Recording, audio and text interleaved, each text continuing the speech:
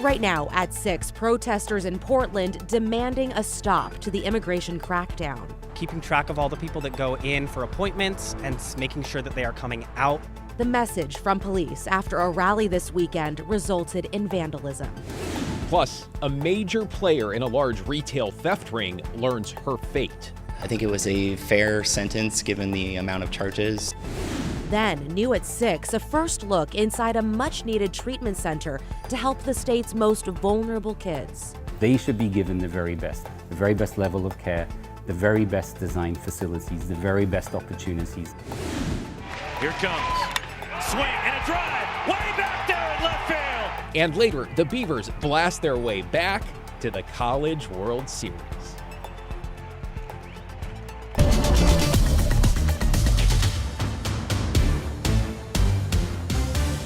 But first, here at 6, we begin with a KGW weather impact alert day with temperatures soaring into the 90s and some areas above 100 degrees. The record for Portland, by the way, was 95 degrees. That was set back in 1995. Let's get right to Chief Meteorologist Matt Sfino. Matt, looks like we got close to today's record. Yeah, you know what? It's been cooking out there, as you know, for the last couple of days. We had a record high on Sunday, yesterday, of 96. Breaking the old record by 2 degrees. Today's high was 94, which would have tied yesterday's record, but it's a degree shy of today's record of 95. So record to near record highs the last couple of days. But you know what? The nights have been warm too.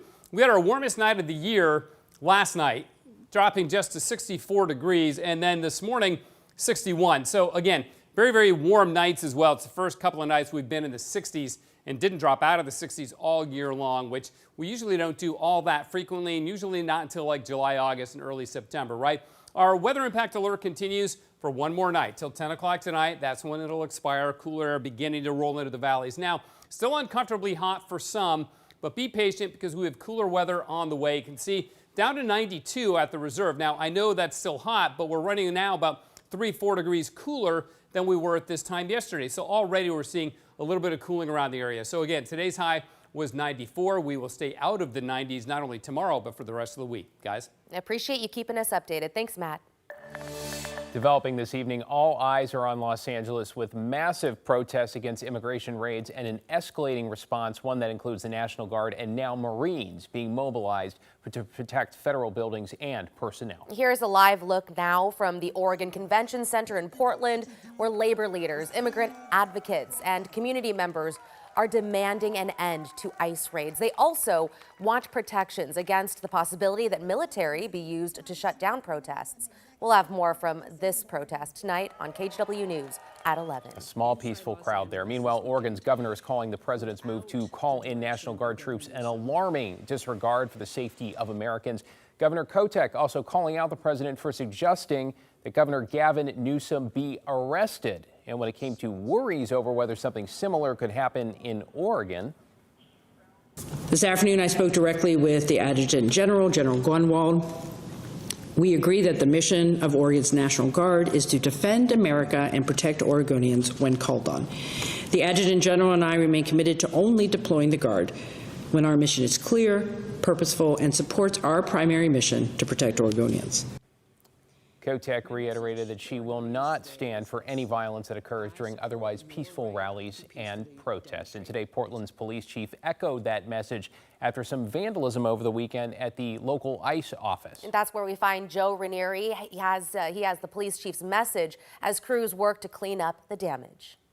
Much of the graffiti and the vandalism has been cleaned up from this weekend, but as you can hear behind me along the corner there, demonstrators have been out here not just today and over the weekend, but over the last couple of months. But things got really heated Saturday night and into Sunday morning between demonstrators and the Portland police. A small crowd was still gathering outside the ICE facility in South Portland Monday morning as the cleanup from the weekend began. Jack Dickinson has been watching the building very closely. What I've been doing here this morning is just trying to keep an eye on the locations. So keeping track of all the people that go in for appointments and making sure that they are coming out. But over the weekend, this area was a little more lively. Portland Police Chief Bob Day said it all started when an empty transport vehicle wasn't able to drive into the facility because demonstrators blocked the driveway with pieces of wood and rocks. The van did not have any detainees inside, only a couple of employees who are trying to get home from work. That's when the police were called in. Day says, in hindsight, that was the wrong thing to do looking back. Going forward, as I said, we will not be clearing stuff from the driveway of the facility, and also we will not be engaging with any kind of perceived or actual support of vans or transports. From police body cam footage, you can see some of the officers removing the debris that was in the way.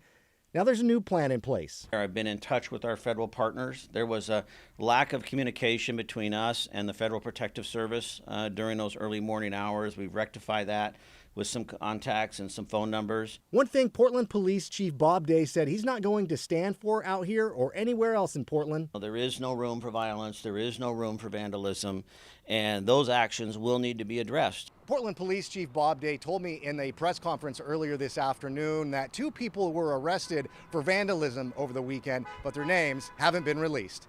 In South Portland, Joe Ranieri, KGW News.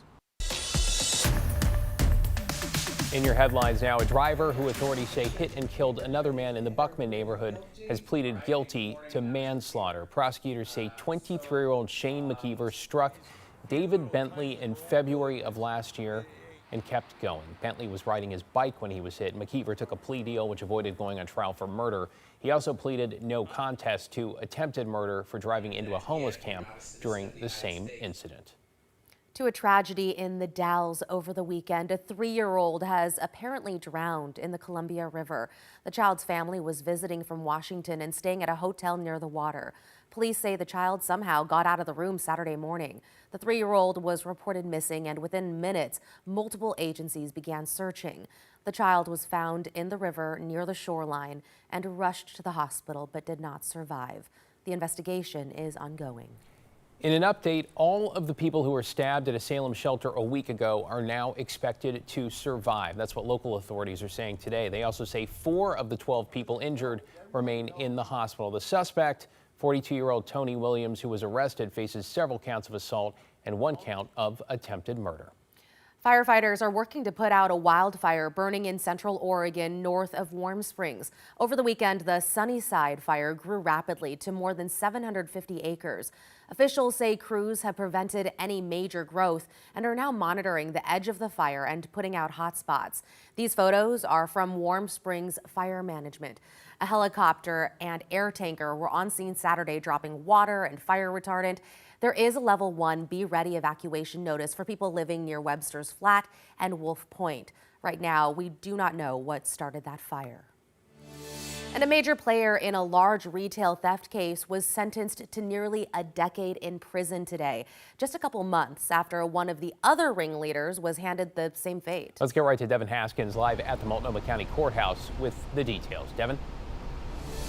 Yeah, David and Christine, Courtney Carlisle today will spend the next 9 years in prison after a judge sentencing her to the 108-month sentence. She pled guilty to 15 felony counts, including first-degree burglary and unlawful use of a car. She is part of what deputy district attorneys say, a larger crime ring targeting dozens of businesses around the Portland area, breaking in, doing thousands of dollars in damage. Today in court, Courtney Carlisle indicted on dozens of charges of burglary and other crimes, pleading guilty to 13 felony charges of first-degree burglary and 2 counts of stealing a car. Ms. Carlisle, hopefully after resolution of this Multnomah County matter and the matters in Washington and Clackamas County and the custody cycles that are going to result from those, that you're able to get some resources to address the addiction challenges. The series of break-ins started in September of last year and continued through December. Over several nights, security cameras captured Carlisle, along with another man, Joshua Lucero, using a crowbar, bolt cutters, and Sawzall to break in and steal safes, causing thousands of dollars in damage. Back in January, KGW talked with the owner of Grassa about the impact. Oh yeah, these guys were pretty well organized. They've hit several of my locations over the last 4 months. In March, Lucero was sentenced to 108 months after pleading guilty to nearly 24 burglary charges. On Monday, Courtney Carlisle received the same sentence of 9 years in prison. Alex Garcia is the deputy district attorney. I think it was a fair sentence given the amount of charges. It was 15 felony convictions today. Carlisle and Lucero were arrested in late December. Police arrested a third person in February. The DA's office says these three are part of a larger crime ring of around 10 people. They're all different types of people, but they have one common goal, and that's to self-serve, break into a location, steal a safe, steal as much money as they can, and then hit the next place. Garcia credits a program in the DA's office called the Multnomah County Attorney Access Program, or MAPS, which places 4 deputy district attorneys out in the community to build relationships with businesses and help solve cases like this one. It took essentially one incident where a face was showing, and it was a domino effect from there of reviewing surveillance from every business that called in and said, hey, look, I saw this on the news. This happened to me. The DA's office says that this case is far from over because of they believe that there's at least 10 people involved. They will work with police to identify everybody that is involved in this crime ring. Back to you. Devin Haskins continuing to get the word out downtown. Thanks, Devin. New at 6, a new treatment center is opening to serve kids in the foster system. It will also provide beds for children in the juvenile justice system, in addition to youth needing mental health or drug and alcohol treatment. Libby Dowsett checked out the new residential campus outside Oregon City. Libby, what'd they tell you? Well, it's certainly a beautiful spot out there, right? In between Canby and Oregon City. Youth counselors say kids in foster care and the juvenile justice system say they feel like second-class citizens sometimes. Those behind Parrot Creek's new youth residential treatment campus are trying to change that. Down a curved wooded road, the new buildings at Parrot Creek Youth Residential Treatment Campus shine in the sun. I actually had to stop at the top of the hill for a second because it kind of brought back a lot of emotions, feelings, back to when I was a youth. Travis Taylor lived here for 6 months when he was 15 and in the juvenile justice system. It was 4 of us crammed into one little room that was cinder blocks. You know, it kind of felt like a jail almost. Now returning 23 years later as a drug and alcohol counselor for Parrot Creek. Travis says it's all different. It feels more like home. They have their own space to be able to manage themselves and what's really going on in their lives. This is the example of one of our residence halls. Staff says the kids at Parrot Creek will now have their own rooms that look out at the 80 acres of space to roam. Natural light flooding in. This can allow a child to be a child. The meadow will give way to a new ball field and basketball court. Walking paths now lead toward a new fire pit where the view stretches for miles. And we have a lack of appropriate places and facilities for these youth to go to stabilize, to learn new skills, as you may have heard from Travis, in really understanding themselves and their behaviors and what's occurring for them and how they can cope and thrive in life. One building will house youth in foster care, another kids struggling with mental health and substance use disorder, another kids in the justice system. You will have kids who are in foster care who end up in the juvenile system for no fault of their own other than there aren't appropriate places. You have teenagers struggling with addiction issues who can't find care and treatment in Oregon, whose families send them out of state. Grad students from Harvard and the University of Oregon teamed up with youth in the program to brainstorm design ideas for the campus. Access to nature was top of the list. The kids time and time again said they love to be sitting out here watching the sunset. Helps them think and dream and sort of know that they're just like any other kid that gets to be outdoors, you know, watching a sunset happen in the woods. Travis says he wants nothing more than to help kids avoid some of the hardships he's experienced. To be able to share my story with them, to be able to be the opportunity for the person that they can come to and confide in and talk about the real raw traumas that they're experiencing. And then somebody that also truly actually understands because I lived it. Oregon's U.S. senators secured nearly $3 million in federal funding for Parrot Creek's program that's also expected to help girls in the future. The boys are expected to move in at the end of August. Guys, back to you. Hoping it helps a lot of youth in our area. Thank you, Libby. I love how he put that, allowing a child to be a child, right?